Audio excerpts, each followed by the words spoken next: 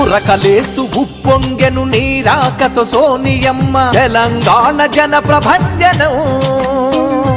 పరుగు తీస్తూ ప్రతిపాదం నీ వైపొస్తున్నదమ్మ అందుకు తెలంగాణ వందనం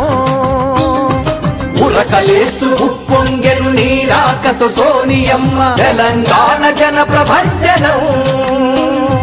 పరుగు తీస్తూ ప్రతిపాదం నీ వైపొస్తున్నదమ్మ అందుకు తెలంగాణ వందనం